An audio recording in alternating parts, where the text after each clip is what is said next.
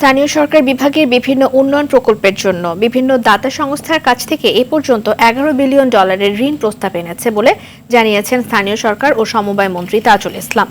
বলেন, সেগুলো বুঝে শুনে নেওয়া হবে যাতে তা দিয়ে আয় করা সম্ভব হয়। বিকেলে সচিবালয়ে এডিবির প্রতিনিধিদের সঙ্গে বৈঠকের আগে সাংবাদিকদের তিনি এসব কথা বলেন। এছাড়া এডিবি যে ঋণ দিচ্ছে তা সহজ লোন, যার সুদ হার 2% নিচে বলেও জানান তাজুল ইসলাম।